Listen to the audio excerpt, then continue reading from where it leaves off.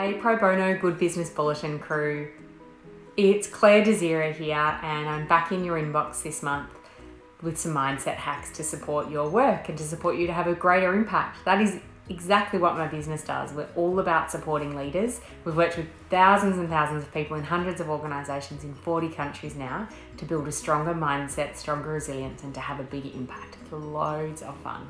Today I wanted to give you 3 ways you can train your brain and your mental health. No matter what state it is in now, these hacks can really help you build those mindset muscles.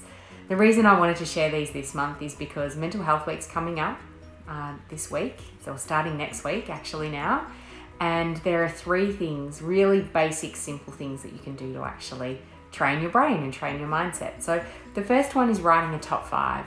And writing a top 5 for us means actually just picking up a pen at the end of the day and writing down 5 things worth remembering from that day for positive reasons.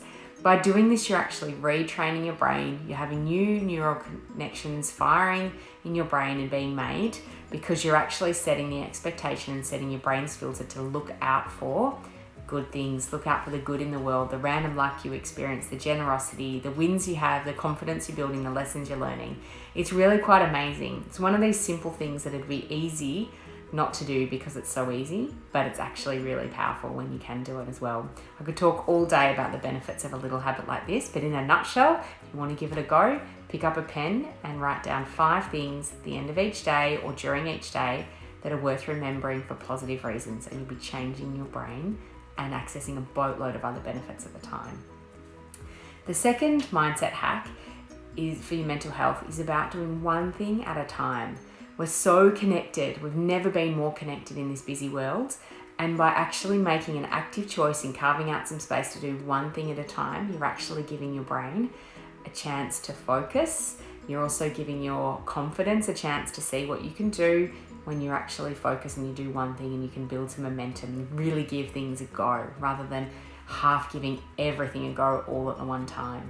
Now, our favorite hack for this is what's called using a Pomodoro, and it's actually just an old Italian technique that is about setting a timer for 25 minutes and focusing on one thing at a time, just for 25 minutes. Personally, we find once the 25 minutes is up, you've either completed what you needed to in the first place, or you're so immersed in a task that you'll easily just set it for 25 minutes and go again. It's just a really great, chunky, manageable, practical way to get started on tasks. So the second thing is doing a Pomodoro. The third thing we wanted to share that really supports your training your brain and really helps you to get more out of your day without necessarily adding more to your to-do list is actually writing, instead of a to-do list, but a to-feel list. Actually changing up the way that you actually plan your day, set your intentions, and train your brain at the same time. So we've created a free worksheet for you that you can print out as many times as you like. It's a to-feel template and you can find the links below. I've also included the links below to some other Mental Health Week resources that we created last year with a wonderful peer of mine, Dr. Jacqueline Bolch, who heads up Inner Melbourne Clinical Psychology. We've created some videos, some more tips and some worksheets and some articles to some of the most common questions that people have around accessing and seeking mental health support as well, and there might be different questions to what you think, so head on over. Great resource for you or your loved ones or your workmates to check out. I will include the links below too. I'm wishing you the strongest mental health and the most fun this month, and we'll see you again soon. Bye.